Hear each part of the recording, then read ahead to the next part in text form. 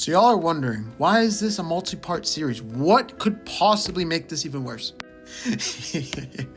You're gonna want to stick around for this one. Trust me, if you're an NBA Hoops fan.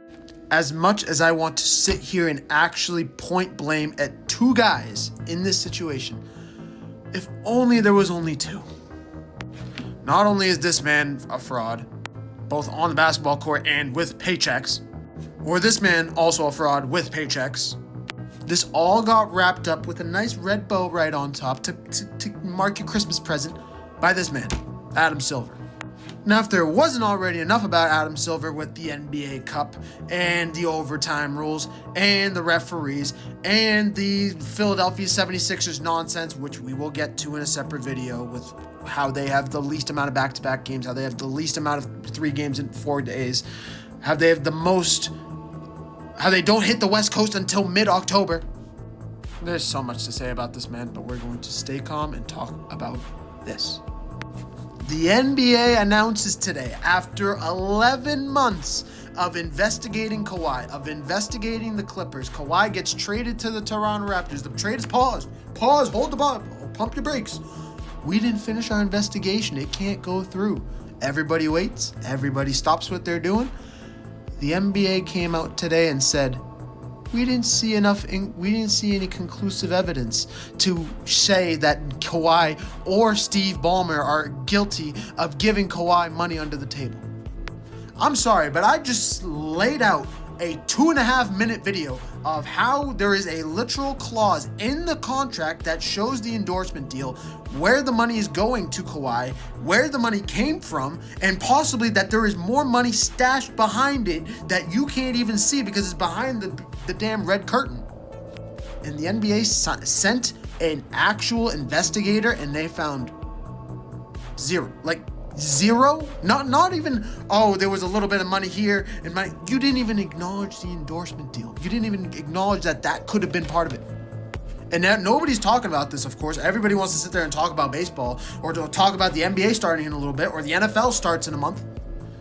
You didn't want to talk about this. One of the biggest heists in NBA history, one of the biggest fraudulent contracts in NBA history.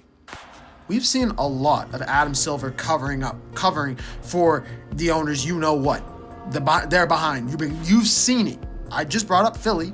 I brought up how LeBron is. Well, I actually didn't bring this up, but I didn't bring up how LeBron, when he was doing his free agency nonsense, Adam Silver's like, can you hurry up your decision? We're kind of waiting on you because we want to put the schedule together. Hello. I understand you're covering up for the owners and they make you money, but you're ruining the integrity of the game, of salary caps, of contracts. You're letting everybody walk all over you. This is only going to make contracts explode more than they already have. All you had to do is acknowledge that something happened. And you're telling me the NBA did a whole investigation and found nothing.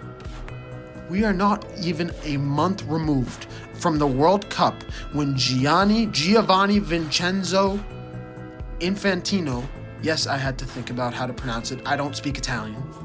But Mr. Infantino goes out there and makes a mockery of the World Cup, pretty much giving Argentina the cakewalk of the century to the World Cup. Nobody wants to talk about it. Fine. You want to sweep under the rug? Fine. Mr. Infantino proceeds to go a step further and says, we want to give 21% of ticketing rights to private equity, which would also include the World Cup and commercial sweepstakes. Basically, he's saying he wants private equity to have a say in what happens on the pitch in terms of who plays who, when, where, how, where the World Cup is based, where it's played, how the tickets are distributed, everything. UEFA, CONCACAF, and AFC, the Asian Football Confederation, are all suing Mr. Infantino right now for breaking laws and trusts in the group. And UEFA went so far as to say, if this happens, none of our teams in Europe are playing in next year's World Cup or in any World Cup until this is fixed. This is what you do if you step up to bad ownership, to bad commissioning. This man right here, They're all doing it to this, against this man. And what's the NBA's doing?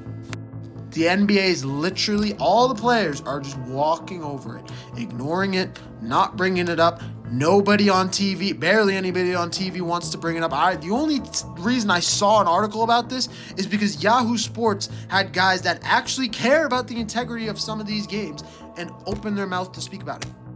You already tried to gift Messi a World Cup. You are now trying to get private equity involved. You have another commissioner in Adam Silver who is sitting there and following in your footsteps.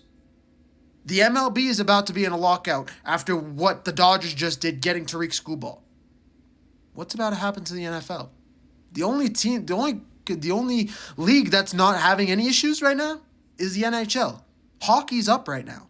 Absolutely up. I may break this up into two videos. If you see two things that kind of sound like they go back to back, this is why. I'm not really going to do any sort of editing, but I've made my point. Adam Silver has his job on the line right now. Everybody has been calling for this man's job over the last 2 years. I didn't even bring up the draft lottery situation where he wanted to have a free-for-all tournament with the last 5 teams in each conference for who was going to get the number 1 overall pick in the draft. They wanted to do a round-robin elimination-style tournament for a draft lottery. Do me a favor and tell me the last time you wanted to see a legit tournament of bad basketball. You wanted to go see the Pelicans and bring up another bad team, the Chicago Bulls or the Sacramento Kings playing in an elimination-style playoff tournament in a final for who's going to get the number 1. Nobody's going to watch that. You're just trying to get engagement bait. The same way they did the same thing with the NBA midseason cup for no damn reason outside of advertisement revenue and extra clicks.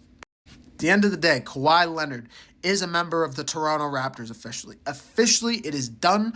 Raps, he is back in Toronto right now because the NBA has let all of this slide, and who knows what's going to continue to happen. I'll be back very, very soon because this has been a lot of fun. I'll see you guys later, okay? Peace.